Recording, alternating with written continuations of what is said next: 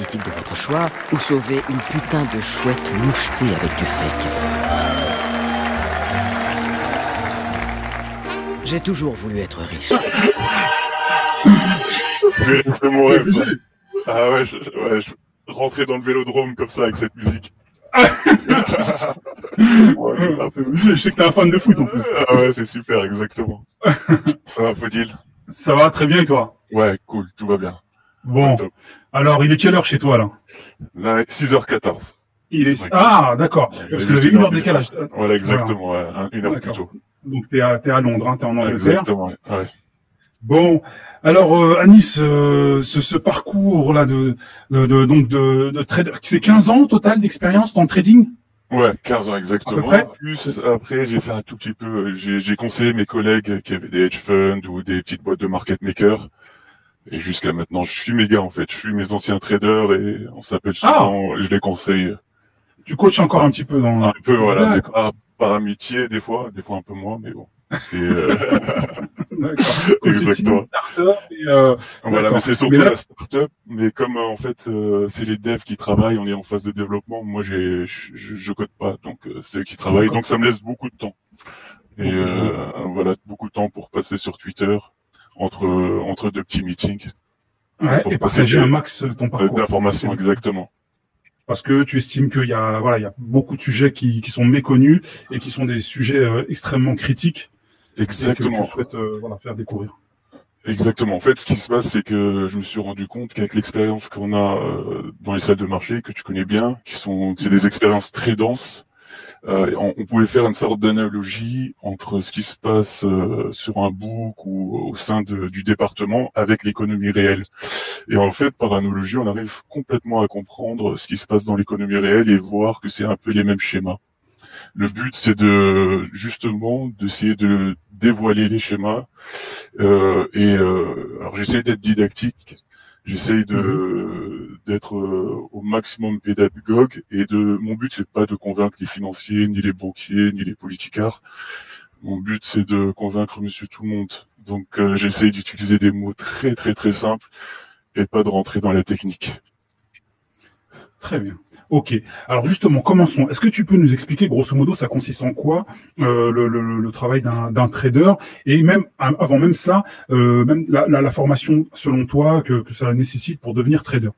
Ok, alors moi j'ai eu un peu de chance. Je suis arrivé, donc j'ai fait mes études, je suis rentré à l'institut, j'ai fait maths P. Et après 18 ans, pas 18 ans, j'ai joué au foot jusqu'à 8 à 18 ans intensivement. Et à 18 ans, j'ai lâché le foot et je suis allé en prépa maths P parce que j'avais les maths. Et en fait, quand tu arrives en école d'ingé, t'as des gens qui viennent, etc. à l'école. Et je veux pas te mentir, là, je viens d'une famille pauvre. Quand il y a quelqu'un qui vient et te dit, ah, moi je touche, il a 23, 25 ans, il touche... à l'époque, c'était 1 million de francs, ce qui fait 150 000 euros. Tu dis ouais, voilà, je veux aller vers là. Et en général, ceux qui avaient ces salaires-là, c'est ceux qui venaient de la finance, parce qu'à l'époque, la finance venait chercher des ingénieurs, que ce soit télécom, centrale, polytechnique. Pourquoi? Parce qu'il y avait le passage d'une part à l'euro et d'autre part le passage à l'électronique, c'est-à-dire que la bourse passait de plus en plus. Comme ce qu'on voit dans les films où les gens crient, etc., se passent des tickets, à complètement se faire sur ordinateur avec des machines qui tournent automatiques et plus le trading à la voix. Donc je pense que t'as connu ça, c'est les sortes d'Etrali là, les petits téléphones avec t'as à peu près une vingtaine de personnes qui te parlent en même temps. Et voilà, mais pour faire ça à l'époque, en fait, avant moi, il y a eu des gens qui ont beaucoup de chance, c'est des gens qui avaient très peu de formation ingénieur.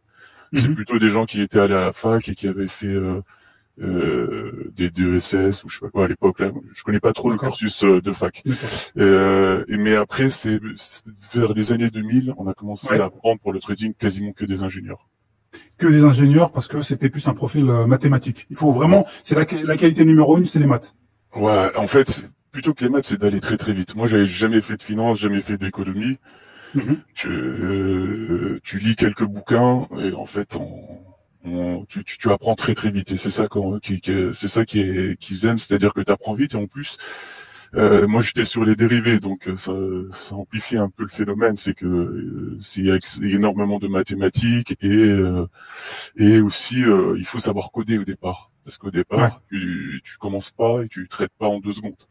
Tu travailles d'abord pour les traders. Moi, je suis rentré par la petite porte. Je suis rentré comme assistant trader de février 2001 à peu près. Je suis passé trader quasiment le 11 septembre. Une dizaine de jours, une dizaine de jours avant. Ouais. Et après, une fois que t'es trader, là c'est difficile parce que moi j'ai eu de la chance, c'est parce que comme je suis rentré au middle office, ils m'ont pris directement en tant que trader. Mais les autres qui viennent dans les années 2000, ils faisaient des 2-3 ans de stage. C'était vraiment de l'exploitation. Et voilà, 3 ans de stage, 2 ans, mais des trucs de malade. Et à la fin, on n'en prenait que 1 sur 5 ou 6. Et je pense qu'après, il y a eu des lois parce que c'est passé à 1 an. Et d'après ce que j'ai compris, ça a même baissé là. Dernièrement, c'est 6 mois maximum. D'accord. Et tu disais c'est très difficile en termes de stress, d'émotion, de... Alors non, moi quand je suis arrivé là-bas, quand on voit ça de l'extérieur, c'est super joli quoi. Quand t'es assistant trader, tu vois les traders, pour toi c'est des pilotes d'avion, c'est des pilotes de chasse. Tout le monde les connaît dans la banque, ils vont à la cantine, tout le monde parle d'eux. Tu vois, je parle des années 2000, hein, je pense que c'est tout à fait vrai maintenant. C'était un peu les stars de la banque quoi. Il y en a pas non plus des milliards, surtout au début des années 2000. Et d'ailleurs, ce film-là, il avait fait beaucoup de pubs mauvaises ou bonnes pubs, en tout cas pour le trading. Ouais, ils exagèrent beaucoup. Celui qui est pas trop exagéré, que j'aime bien, c'est The Rock Trader. Excuse-moi avec mon accent pourri français, là. The Rock Trader. C'est avec, le gars, c'est Nick Leeson, avec, je vois. Lui, il est proche de la vérité, et surtout, on ressent, j'avais pas compris quand je l'ai vu, mais après, quand je suis devenu trader, j'ai compris. On ressent le stress. C'est-à-dire que tu passes, il y a beaucoup de volatilité dans les émotions. Tu passes par des phases où c'est l'euphorie. Même si t'es que au café, hein. Tu passes par des phases où c'est l'euphorie et des phases où, tu vois, t'es dans le stress, tu regardes des chiffres. Par exemple, là, j'ai eu sur un projet. Et, le projet, c'est sur du long terme. Tu vas voir s'il marche ou pas dans 6 mois. Tu vois l'avancement, c'est quotidiennement où tu fais un point une fois par semaine. Dans le trading, c'est à la seconde. Tac, tac, tac. Tu vois les PNL, ça monte, ça descend. Et des fois, il y a des chocs. Comme ce qu'on avait pris pour le virus. Voilà. Et des fois, ça va dans le bon sens ou dans le mauvais sens. C'est au petit bonheur la chance. Et bon, c'est à toi de provoquer la bonne chance. Alors moi, c'est ça qui est incroyable, c'est que j'ai fait, je pense que j'ai la chance avec moi parce que j'ai fait 15 ans en trading, j'ai jamais perdu d'argent et quasiment à l'ASG, j'étais un des plus gros producteurs en termes de dans le trading, dans le flow trading. Donc, et quand tu dis, on a l'air en fait, ce que tu insinues, c'est qu'en fait, il y a beaucoup de traders qui perdent de l'argent en banque, forcément. Alors, il y a un biais en banque parce que quand tu travailles en banque, t'as du flux client, donc ça, c'est censé t'apporter des gains récurrents. Et t'as aussi, dans les flux clients, qu'est-ce que c'est-à-dire? C'est les grands clients de la banque pour qui on travaille. Alors, on fait des prix à longueur de journée et bien sûr, on prend une petite marge. Donc, un trader tocard, à mon époque, il faisait, on va dire 5 millions d'euros. Ça, c'est le plus mauvais. Après, c'est à toi de reposer sur ce flux-là pour prendre un peu plus de risques. Et donc, de tester des stratégies un peu plus risquées ou sinon, de carburer, c'est-à-dire essayer vraiment de traiter toutes les transactions. Et après, avec l'expérience, tu commences à comprendre quand est-ce qu'il faut pas vendre, quand est-ce qu'il faut acheter, et tu commences à comprendre la psychologie du marché. Et là, c'est l'explosion, quoi. Tu peux être très très bon, tu peux faire beaucoup d'argent. Et donc moi, c'est arrivé pour moi en 2007, 2008, 2009 aussi. Fait énormément d'argent. Après, ça s'est un peu bruité. Il y a une banque qui est l'ancienne banque Lehman, qui venait de se faire racheter par Nomura, une banque, la plus grande banque japonaise d'investissement, et qui m'a demandé de venir à Londres. Alors, est-ce que tu peux nous partager, grosso modo, quand tu dis des gros montants, grosso modo, ça donne quoi? Tu dis, t'as réalisé les plus gros chiffres de la seule jeune. Alors quand je suis arrivé en 2001, nous on était ce qu'on appelle des market makers. On nous demandait de faire 3 millions d'euros. Et en gros, les chiffres des bonus des traders pour le senior, c'est entre 3 et 5%. Donc à l'époque, c'était pas non plus des sommes énormes. Il touchait mon trader senior touchait à peu près 150, 200 000 euros. Et moi, dès que j'ai commencé, non, il touchait 200 000 euros en tout. Parce qu'à l'époque, on avait des très très petits salaires. Genre, il devait être à 500 000 francs, ça fait 75 000 euros. Entre parenthèses, un petit salaire. Parce que je sais qu'il y en a qui nous écoutent, qui galèrent, etc. Alors on parle de trading. Donc, et moi, je suis rentré à 250 000 francs. Parce que c'était encore, on venait de basculer. Ouais, on venait de basculer presque. Et 250 000 francs, ça fait 40 000 euros. Et mes premiers bonus, tout petits, 14 000 euros, je crois, pour les 6 mois de trading que j'avais fait. D'accord. Par contre, après, qu'est-ce qui se passe? C'est que moi, j'ai un peu... le trader senior est parti en Asie, moi j'ai pris la place. Et là, j'ai pu m'exprimer. Et donc, le PNL, vers les 2003-2004, je suis monté à 25 millions, très très jeune. Et voilà, j'ai touché quand même des sommes que j'aurais jamais espéré toucher. Genre 3% de ces 25 millions? Non, ouais, un peu plus. Parce qu'en fait, à l'ASG, à partir de 2004, je devais être entre 800 et 1 million jusqu'à ma sortie. En fait, voilà. Après, il y a une année où j'ai failli gagner beaucoup. Et c'était 2008. Et le problème qu'il y a eu, c'est que en fait, dès qu'il y a un desk qui perd à côté de toi, même si toi tu fais de l'argent, t'es quand même responsable de la perte de tes collègues. Ce qui est une bonne chose, parce que mais j'ai quand même touché un bon bonus, mais pas celui que je devais toucher. Pas celui que je devais toucher. Donc du coup, en fait, si on comprend bien, en fait, grosso modo, donc le trader, pour un petit peu résumer, c'est il a un objectif donc de résultat à faire gagner à la banque. Il va toucher une commission un peu comme grosso modo presque un commercial sur ce qu'il a réussi à gagner en fait pour la banque. Voilà, il n'y a pas de contrat pour ça. C'est son contrat. C'est en gros, c'est à la discrétion de la banque. Par exemple, si tu fais 80 millions, mais qu'ils pensent que c'est de la chance, ils peuvent te donner 0. Imagine, tu fais une erreur, ou tu as eu un coup de chance, sur coup de chance, etc. Eux, ils te font croire que s'ils te payent sur le passé, mais en vérité, ils te payent plutôt pour le futur. Je comprends. Tu comprends? Voilà. Donc, et ils peuvent te donner 0 et t'as rien à dire. Tu peux faire 50 millions et te donnent 0 par exemple, et en général, ils sont justes ou ils en abusent? Le fait qu'il n'y ait pas justement d'écrit. Bah justement, c'est ça le problème, c'est que c'est à toi de te battre pour te faire payer. En gros. C'est ce qu'il y a eu. Il y a plein de gentils qui deviennent traders, il y en a plein, et ils se font manger. Il y a des gens, ils ont fait Polytechnique, le NS, les mines, ils arrivent. Et en gros, surtout dans le métier que je fais moi, parce qu'il y a 2 types de métiers. Plutôt les métiers un peu exotiques et les métiers, ce qu'on appelle flow trader. Flow trader, c'est plutôt le hard trader. C'est plutôt les lascars qui réussissent. Quand je dis lascars, c'est des gens un peu aiguisés, tu vois. Les purs intellos qui sont dans leur nuage, ils vont plutôt faire des optiques, de la structuration des comptes. Et donc en gros, là, tu dis qu'il y a différentes équipes, il y a différents métiers, on va dire. Il y a le trader qui va vraiment passer les actions, qui va prendre les décisions. Il va s'appuyer sur ce que tu appelles le quant, donc un économiste qui va lui faire des analyses. Non, le quant, c'est plutôt un mathématicien qui va mettre en place les modèles qui sont derrière. Parce que nous, on n'a pas le temps de... Ce qu'on fait, c'est qu'on a ce qu'on appelle des pricers. Alors, à mon époque, l'AIG, c'était encore sous Excel. Mais après, ça a changé et c'est devenu un peu plus évolué. Mais on a des Excel et derrière, il y a des machines qui calculent et avec des algorithmes, etc. ou juste des fonctions, etc. Et ça, c'est écrit et modélisé par des mathématiciens. Justement, on en parlera après parce que moi, ma deuxième partie de carrière, c'était, je passais mon temps quasiment qu'avec eux. Donc, je suis passé responsable.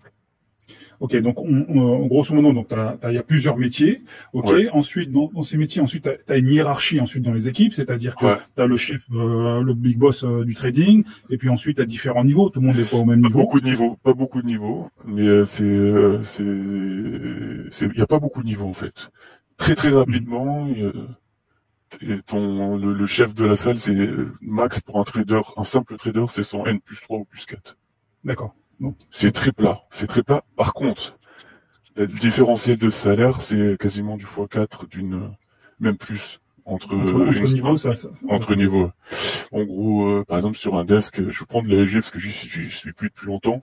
En gros, je prends la France, on doit être 6-7 personnes qui traitons les produits français, les actions françaises.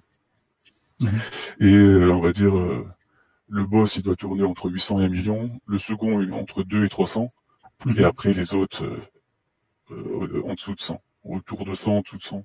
En dessous de 100, donc on Voilà. parle bien de annuel. Ouais, annuel, des petites mains. Okay. D'accord. Et même en dessous, voilà, des fois. Donc quand on dit trader, et voilà, c'est vraiment large, quoi. Parce que parfois, les personnes se non, mais maintenant c'est traders, mais qui n'ont pas forcément. Voilà. Maintenant, c'est même pire. Je pense que tu peux diviser tous ces salaires-là par 2. Ça, c'est depuis 2008. Ouais, depuis 2008-2010. Ah, ça a mis il y a une pression, il y a une pression sur les salaires. Les desks font plus difficilement de l'argent, et donc c'est devenu et en fait il y a beaucoup de gens qui veulent faire ça, etc. C'est l'offre et la demande à la fin. Il y a plus de compétition, il y a plus de exactement. Et la compétition entre les traders, justement, ouais. Ouais, la compétition elle est énorme. Elle est énorme. Entre les desks, entre les traders. Toi, quand t'es arrivé, j'ai vu que tu disais que premier jour, si je me trompe pas, t'avais même tellement de pression, tu saignais du nez. Ouais. Non, en fait, même moi, quand je les voyais de l'extérieur, je voulais trop faire ça. C'est même pas pour l'argent, en fait. C'est pour, c'est joli, en fait, de l'extérieur. Tu sais, on est toujours attiré par la forme, etc., et pas par le fond. Et moi, je les voyais, ils parlaient, c'était les stars, ils maniaient des chiffres qui étaient énormes. Donc, je voulais faire ça à tout prix, et sérieusement, tous les jours, je voulais faire ça, tous les jours. Et le problème, c'est que dès le premier jour où j'ai fait ça, j'ai l'impression que c'était comme une arnaque, tu vois. Comme si on venait de fermer, je venais de rentrer dans une cellule, et boum, une prison dorée, on m'a fermé la porte. Je l'ai ressenti quasiment le premier jour. Et après, tu rentres dans un petit jeu d'ego et départ. Tu dis, mais attends, j'ai galéré pour arriver jusqu'à là. J'ai saoulé tout le monde dans la banque pour être trader. Tu vois, je vais réussir et je vais en sortir. Et donc, moi, mon but, c'était de rester 2-3 ans et d'en sortir. Mais comme tu as dit, le premier jour, il y avait tellement de stress. En fait, tu le ressens une fois que tu es dedans, en fait. Mais je pense que des gens peuvent le ressentir plus ou moins bien, le stress. Il y en a peut-être qui le ressentent moins. Mais tu sais, quand t'as un trader parce que moi je comprenais pas, tu vois, qui te crie dessus. En fait, dans une salle de marché, bon, c'est un peu moins vrai maintenant, mais dans les années 2000, il y a vraiment aucun frein. Ni à la parole, ni aux actes, ni rien. Ah oui. C'est très compliqué, tu dis, qu'est-ce que je fous là? Tu vois, surtout, c'est un peu de valeur. Non, moi je dis le contraire. Je crois que c'est... Non, j'ai joué au foot avec des lascars qui venaient de partout, d'Île-de-France. C'est des bonhommes. Ah non, c'est des bonhommes comparés à ceux-là. Ils vendraient leur mère pour de l'argent, ceux-là. C'est très dur. Non. Je pensais sur le côté rapport, en fait. Je veux dire, strict dans le rapport. Ça pouvait être pas forcément. Je sais pas, moi, tu vois, j'habitais dans le Marais, j'habitais au centre de Paris, j'étais à Charlemagne, donc la street, je connais pas trop, mais si je dois la connaître, c'est quand je jouais au Paris FC. Parce que tous les meilleurs venaient de là, qui venaient de Sarcelles, Villepinte, Blanc-Ménil, tout ça. Et quand je dis c'est des bonhommes, au moins il y avait de l'honneur. Il n'y a rien qui se faisait sans honneur. Et dans une banque, c'est des coups tordus dans tous les sens. Ouais. Politiquement. Tu l'as ressenti début jusqu'à la fin. Ah non, moi je joue avec les règles du jeu, tu vois. Moi, je tends pas moi, si tu sais, on dit si on te frappe sur un joue, tu tends l'autre joue. Non, je l'attends pas. Tu vois, nous, tu vois, tu t'adaptes avec les gens. Par contre, donne-nous une petite anecdote, par exemple. Je t'interromps, mais sur une petite anecdote, comment sur un coup bas, comment ça peut, voilà. Comment tu peux réagir ou ce qui peut se passer pour pouvoir pour peut-être je sais pas, j'imagine essayer de détourner un peu de ton bonus ou peut-être je sais pas. Je vais en donner deux rapides, c'est les deux qui m'ont plus marqué, mais alors c'est pas vraiment des coups bas parce que les coups bas c'est comme partout, il y en a énormément. Mais par exemple quand il y a eu le 11 septembre, moi je venais de passer au trading, donc les traders autour de moi avaient arrêté de trader. Donc, par rapport à ce qui se passait. Et donc moi je suis allé devant la télé, comme j'étais très junior, je suis devant la télé pour voir ce qui se passait. Et quand il y a eu la deuxième tour qui a tapé, t'as un trader senior, donc un grand trader, qui a vu le deuxième impact, et là il y avait plus de doute sur le caractère terroriste de l'attaque. Parce que nous, ce qu'on croyait, que c'était un petit avion qui avait tapé, on était mort de rire presque au début. Parce qu'on croyait que c'était un petit avion qui s'était trompé, et un mec qui a dormi ou qui s'est... Et quand il y a eu le deuxième avion, on l'a vu venir, et le gars a sauté de joie. Il fait ouais, et il est parti. Parce qu'en fait, il est dans une activité où dès que ça bouge, ils peuvent faire énormément d'argent. Ah, fou. Et là, voilà, là, je suis devenu, là, je dis, qu'est-ce que je fous là? Où est-ce que je suis rentré? Ah, lui, il m'a rendu fou, lui. Et, le deuxième truc aussi. Ah, celle-là, c'est-à-dire que le gars, il s'est réjoui finalement de l'attentat. Parce que ça allait avoir des conséquences positives sur son portefeuille, quoi. En fait, quand tu vas là-bas, il y a des gens qui gardent un peu d'honneur et qui, même si c'est un environnement dur, qui gardent leur honneur et qui gardent aussi quelques valeurs morales. Et il y en a d'autres qui oublient tout. Tu sais, par exemple, moi je faisais vite fait la règle des 5%, je la connaissais par cœur. Tu vois, le jour où je faisais 1 million, je savais combien ça allait faire dans ma poche à la fin de l'année. Les gens réfléchissent que comme ça, beaucoup. Donc c'est la règle 5%, c'est le bonus, voilà. C'est la commission. Voilà, exactement. L'autre truc, alors moi, on me l'a appris dès que je suis arrivé, et ça, par exemple, j'ai mis du temps à le remettre en cause. Quand t'arrives, tu sais, on te dit même de tricher face à un desk interne. C'est-à-dire que t'es à l'ASG, toi t'es sur un département, tu dois traiter pour un autre département, ou tu dois faire des transactions face à lui parce que lui il est face à d'autres clients. Limite, on te dit vas-y, change ta marque pour que tu puisses faire plus d'argent. Et ça, moi, j'avais beaucoup de mal avec ça. Donc en compétition, même avec presque des collègues, quoi. Ouais, mais c'est plus que de la compétition, c'est du vol. Tu vois. Par exemple, quelque chose qui vaut 10 et tu sais que tu vas le vendre.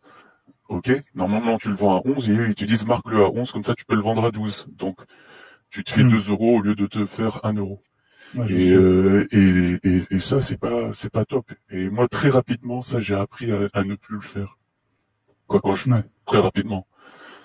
Tu comprends, tu mets du temps pour comprendre que c'est pas totalement honnête, tu vois. Et pourtant c'est une évidence maintenant. Là, à 40 ans, tu vois. 44 ans, là, je sais que c'est pas du tout honnête. Mais à l'époque, tu vois, c'était Boss qui t'explique ça. Ouais. Et pourquoi alors, pourquoi ça m'énerve, en fait, quand il y a les histoires comme Kerviel ou les histoires du gars du BS, etc. C'est que, en fait, tout se dit à l'oral. Un jeune, quand il vient, il va pas faire, il va pas truquer les chiffres de l'Euribor, ou il va pas faire ceci ou cela, naturellement. C'est que quelqu'un lui a appris.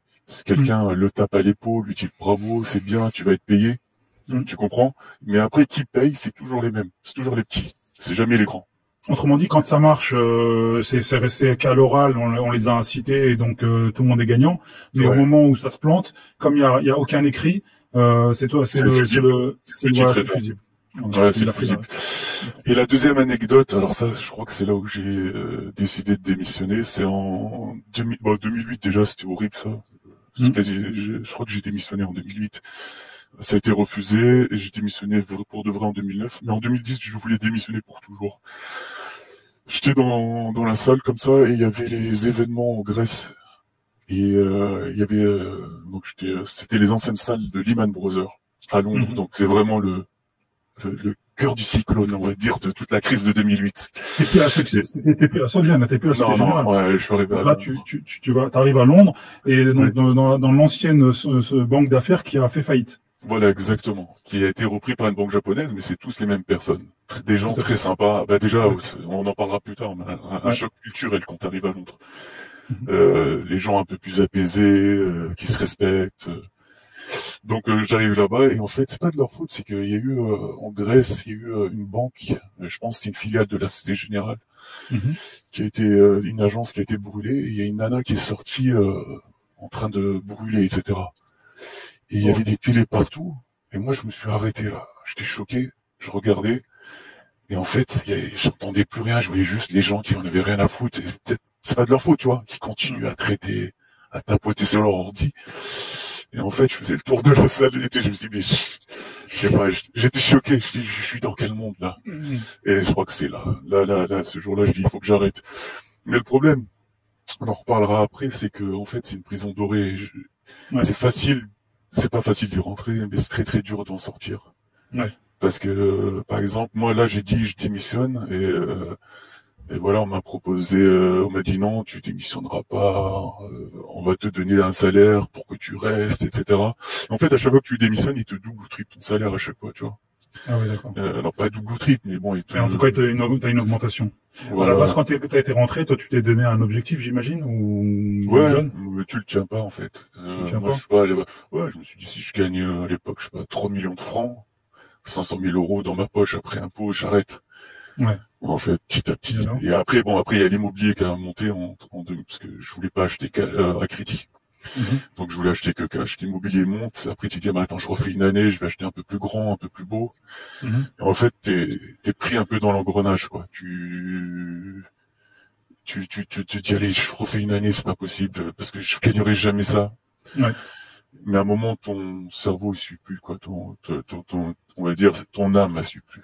Tu sens qu'il y a eu un impact sur au niveau de ta personne, le fait d'avoir fréquenté forcément ce milieu, mais concrètement, il y a eu un impact dans tes relations sociales, humaines avec l'extérieur, ta famille, tes proches, tes amis.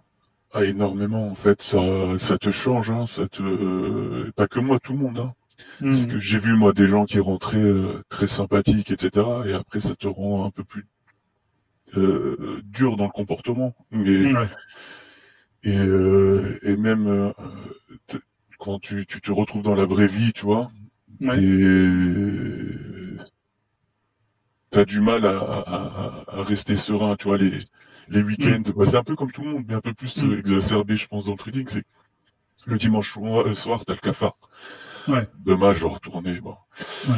J'ai pas eu ça ma deuxième partie de ma carrière, mais je parle que de la première, la partie SG. En Angleterre, j'ai eu beaucoup de chance, en fait.